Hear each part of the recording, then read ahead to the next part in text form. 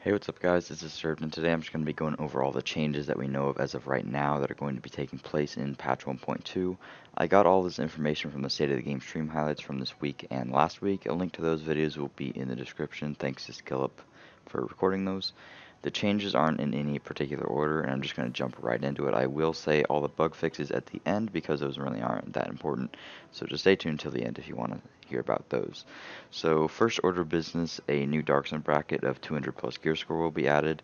That doesn't mean that they're getting rid of the other brackets, so the brackets will be 0 to 160, and then 161 to 200, and then 200 plus. So, I mean, that's pretty nice. And then in the new Dark Zone, enemies will be level 32 to level 34 instead of 30 to 32, just in that bracket of the 200 plus gear score one. And then also in the new Dark Zone bracket, enemies will drop 204 high-end items, 240 gear set items, and all the division tech you see is guaranteed to be high-end.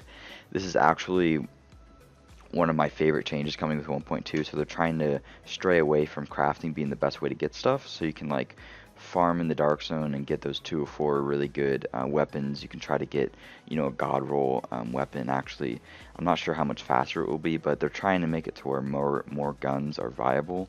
So I think that with 204 weapon dropping and stuff, that'll be pretty nice. And also, it'll still let you craft a lot with the division tech buff, so that's pretty cool. I'm really excited for that.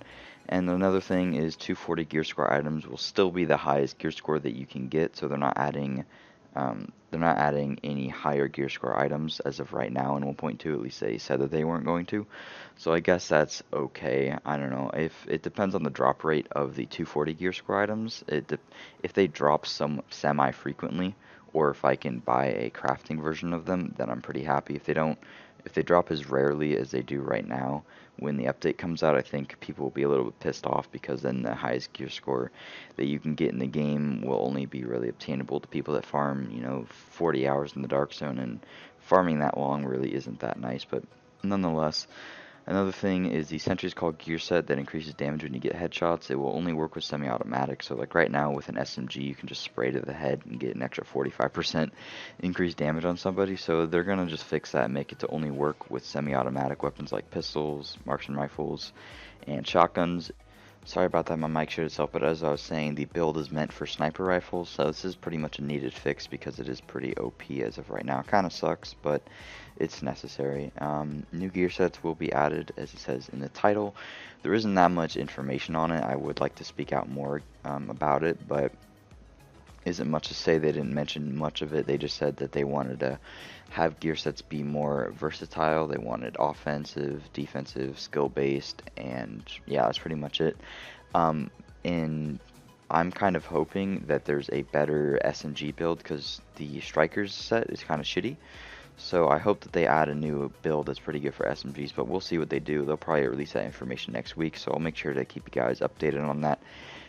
They mentioned weapon rebalancing, trying to make it to where the M1A and AUG weren't going to be the only guns used, but that update will probably come after 1.2. They didn't say much else on that. They just said that they didn't want the AUG and the M1A to be the only weapons used, and they're going to try to stray away from the cookie cutter build, but that won't be coming until probably 1.3, or even in the middle of after like 1.2's life cycle. I'm not sure. They didn't say when. They just said that they're trying to tweak it and they will release it whenever they can. Performance gear mods are going to be buffed. This is really necessary, because as of right now, performance gear mods are pretty damn shitty. When you get one, it's pretty much just instant deconstruct. So it's really nice that they're adding this. They're actually going to make it to where the number, so like right now it'll say like extra 8% sticky bomb damage and then some other stats, so it'll probably increase the sticky bomb damage, I'd say like 20 or 30%, so it's actually a substantial number. Maybe not that high, but they're trying to make it to where it would actually really benefit your build by putting a few of these in there, and I think that's a pretty good idea, because right now they're pretty bad. This is something I'm a little bit confused on. So health and armor will be merged into one stat called toughness, and armor cap is being increased to 75%. The reason I'm confused about this is because armor and health are completely different stats, and I'm sure they can find a way to make them into the same stat, but armor and health is still going to be on your gear. But right now, armor is better than having health because it mitigates damage as opposed to increasing the amount of damage that you can take before dying. So I'm really confused about this because I'm not sure how they can just say, oh, well, having this is better than that, and I don't know. We'll see what they come out with. Maybe they'll just have it to where if it has more armor and, you know, let's say that you get a piece of gear that has more health and more armor, and then another piece of gear that has way more armor and less health. The armor one will probably be more, and it'll probably just make the toughness stat bigger. I guess that's just to simplify it, but then I don't know how you're going to know what your armor cap is, probably just through the character screen. I don't know, we'll see how that plays out. And then another thing is that the Phoenix credit cap is going to be increasing to 2,000. This is pretty nice because right now people are just stacking up to 1,000 Phoenix credits. And then if you want to buy something, it's like 800 Phoenix credits. So it's kind of ridiculous. Ooh, voice crack. It's kind of ridiculous, but this is a necessary change. I'm at 1k Phoenix credits most of the time, so I'm pretty happy about this. Now, in terms of bugs, Reckless Chest Thief will now be working as intended and increase incoming damage as opposed to decreasing damage. The Brutal Talent as of right now is multiplicative, so instead of giving 30% headshot damage, it would give a lot more. That's being fixed, it's just going to be additive now.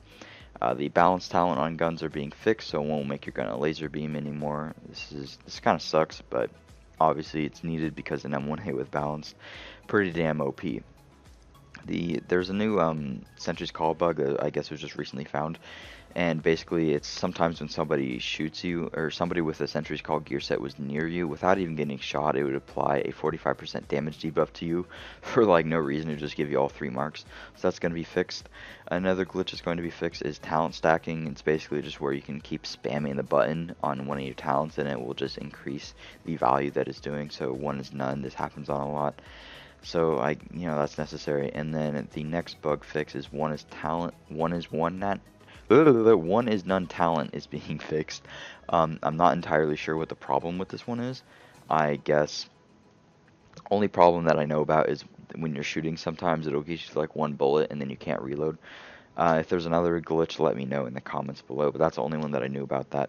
So that's pretty much it when it comes to 1.2. They didn't mention the date that it comes out, but I am going to assume that it will come out in like 2 weeks from now, on May 26th. The reason I think this is just because a week before 1.1 came out is when they released a lot more info on the incursion, and they still have yet to do that for 1.2, so they will most likely give more information next week on that, and then release it the following week. And also, they advertise 1.2 as coming out in May, so I doubt that it will come out in June, the same month that the next incursion schedules will come out. So that would be pretty confusing if they did that, and a little bit misleading, so I'm pretty sure it'll come out on the 26th. So that's pretty much it. I'm pretty damn excited for this update. There's a lot of good changes taking place, and I can't wait to see how it plays out. If you enjoyed the video, please drop a like and subscribe for videos similar to this one. Later, guys.